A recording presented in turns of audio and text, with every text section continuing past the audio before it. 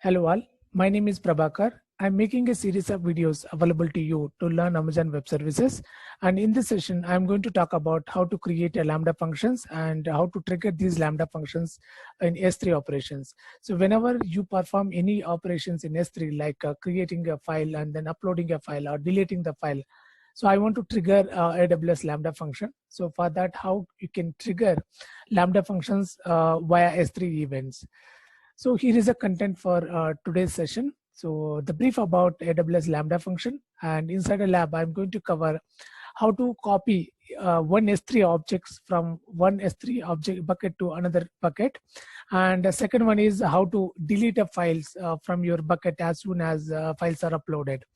So suppose, I want to allow end users only copy the .csv file, and if someone is trying to upload any exe files or any other data type files, then I want to delete it automatically. So for that, how can you handle it with the help of Lambda functions? That it also we are going to see it. And first of all, let's check that, okay, what is the Lambda function here? The Lambda function is a serverless compute service that runs your code response via events, and it automatically manages and underlying computing resources for you. And you can use the AWS Lambda for extending other AWS services with the custom logic, as well as you can also create your own backend services to operate AWS scaling and scale down, scale up, and performance and the security point of view. And AWS Lambda function can automatically run your code in a response of multiple events. So as I said in my previous slide, whenever you perform any creation event, updation event, or deletion event, then multiple events, so I can trigger the HTTP request via Amazon API gateway, as well as, so if something is modified inside your Amazon S3 bucket, still, so we can trigger the Lambda functions on that. Let's check the lab how to copy S3 bucket files to another S3 bucket.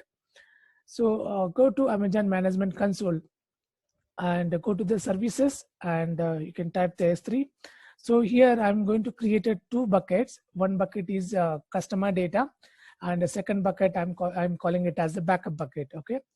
So whenever you copy the data into the customer bucket, then automatically it will take the backup from the customer bucket, and it will keep it inside your backup bucket. Okay. Go to create a bucket. Here I'm calling it as customer data. Okay. And create the bucket. Bucket is already available. So what I can say, I can use Tech Hub hyphen input data. Okay. Copy that. So whenever I copy the data inside Tech Hub input data, so, and I want to copy it into Tech Hub output data, and Tech Hub output underscore data. Here is another bucket which I have created. So now if you see that I have two buckets, so I'm going to copy the data on only one bucket, and the second bucket, it will automatically take that data. Okay. So here, now I done all the changes related to S3. Now go to Lambda function here, go to services and type Lambda.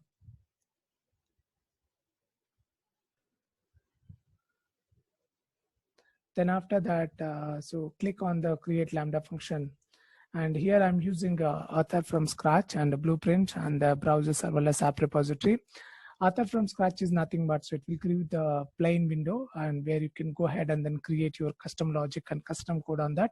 The blueprint is nothing but it will give the set of sample examples, and you can pick up any one of the example, and based on your requirement, you can go ahead and then modify your source code. And the browse serverless app repository is nothing but you can deploy a sample Lambda application from AWS serverless application repository. So for this demo, I'm writing a code from scratch, and so here I'm giving the Lambda function name as it is a demo, the Lambda function.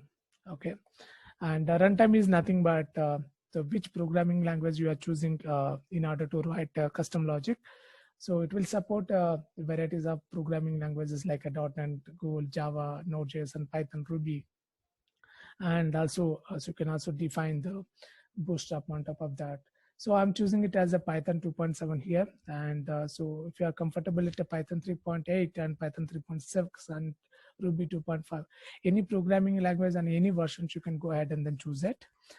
And so once you choose that, okay, these permissions are very important in order to perform and in order to trigger the Lambda functions here, because our Lambda function is going to access the S3 content, and that content, it is going to be copied from one S3 bucket to another S3 bucket. So in this case, I have to give the S3 access in order to copy the data, in order to write the data into the S3 objects. So for doing that, so here we have to create a role here. Okay, so there are two options are available. Either you can go to I'm a role management and you create a role and come back here and then choose that role. So for creating that role, what I can do, I can go to the services and I'm a role. Okay, so here is an I'm a role. You can go to the roles and inside this role and create a role. So, and I'm creating the role belongs to the Lambda, it's not belongs to the EC2. So you can click on the Lambda and click on the permissions, and here it will display the set of permission policies. So inside this permission policies, I want to perform the S3 operations. So I can give the S3 read access, or maybe I can give the S3 full access. Based on my requirement, I can go ahead and then I can create a role here. So here you can specify the role, okay, which name you want to refer that role. So I already created a role called S3 full access. Okay, so here if you go here and choose existing role, here you can find that Lambda S3 full access. And now go ahead and then create a Lambda function. Once Lambda function is created, and here, so it will give the brief code here. Okay, the Lambda handler is a default handler, and so in below section, so we are going to write a code.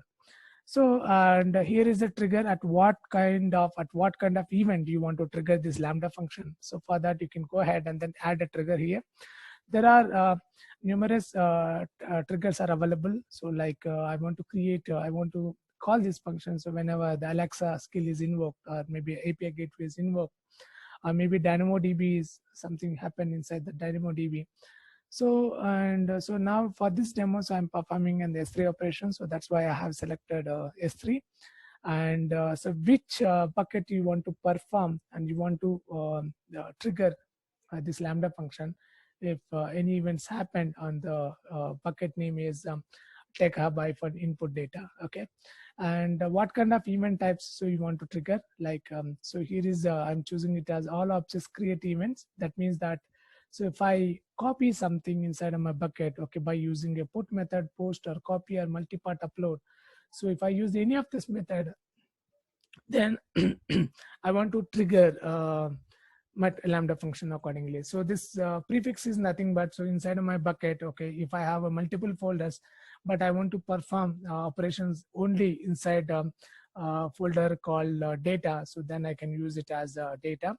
And if my folder contains some multiple data, different types of data, so if I want to perform only operations on .csv, I can choose that operations. And if I use a .exe, still, so it will perform the operations on exe file. So as of now, for this demo, I'm removing these two optional parameters, and so you can acknowledge that. Okay, so it will perform the recursive operations.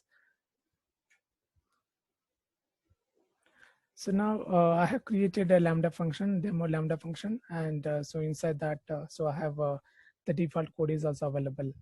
So so I also mentioned that, okay, so the code snippet inside my GitHub public repository. So here is the code block, and if you click on this copy source S3 data to target S3, and here is my code snippet, you can go ahead and then copy this code. Okay, and so here is my code block. So here you just need to modify the target path here. The target path, I'm specifying it as a tech hub and output -data. Okay, so here if you see that, okay, with the help of this line, I can get the name of my source bucket name. So that name is nothing but, if I click on this S3, I can find that, okay, tech hub input -data, it is the name of my source bucket. this line, object key line. So we are going to get the object inside S3. So in the first line, so we can get the source bucket name, and the second line, so we can get that, okay, what are the objects inside that and which object, so we recently uploaded that. And the target bucket, so we have named it as tech hub output data, so that if I put any element, any data, so inside my source tech hub input data, then it will automatically copy into this section. So that's why, so I have specified it as a target bucket.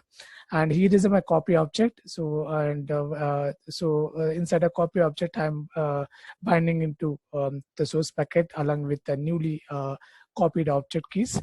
And so I'm printing something here is a source bucket and a target bucket and the log stream, so where I'm logging that and which group I'm putting all the logs, and how much memory I'm actually transferring from one bucket to another bucket. And after that, this waiter is a very important factor here. So first of all, it will check that, okay, whether data is already exist on S3 or not. So if the data is exists, then it will go here and then call the wait method. So like if I'm copying 1 GB of data, so so it will not copy the data from source directory to target directory until my data copying is completed 100%. Once the data copied 100% and the data is available in a tech hub input data bucket, so then it will pick up and then it will copy into a tech hub output directory. So and after that, I'm calling S3 copy object, and this is a predefined function which we have in a Boto 3. And we are copying that data into the target bucket, and for that I'm using the object key and from the copy source. So and finally I'm returning the content type, and if there is any error, I'm returning the errors here. Let's check that how it will work. Save the changes, and here if you find that, okay, I have 2 buckets. Okay, so let me open the bucket 1. Okay, and let me open another bucket.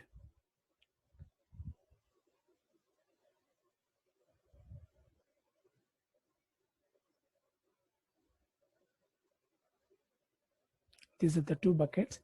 So and put it onto the different way.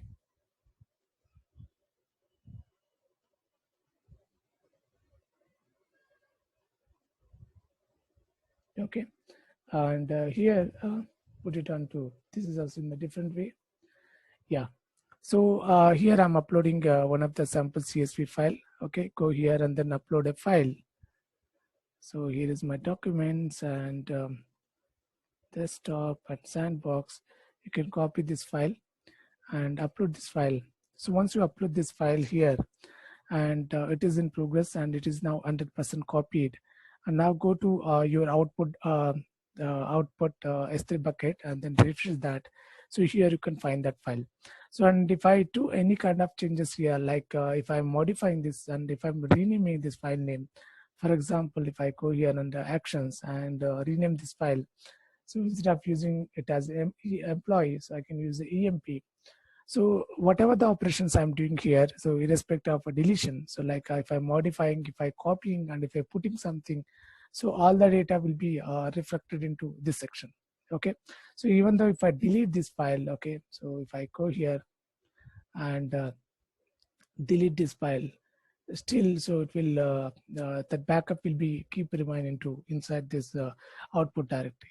So that this is how we can create a one kind of solution by using S3 and Lambda functions, so that whenever the user is putting the data on that, so then we can automatically keep ready that data into somewhere, some other S3 directory, and this directory is not accessible outside, and we can keep that, okay, this directory is accessible outside, so that users can, customers can come here and then they can upload into their data into tech hub input data bucket. And as soon as data is uploaded, so then with the help of Lambda functions, we can copy that data from tech hub input data to tech hub output data. So we come to end of this session, and So I hope you understand how to create a Lambda function and how to create a custom logic on that, and how to copy the data from one bucket to another bucket as soon as the event is triggered. So thank you so much for watching this video. We will see you in the next video.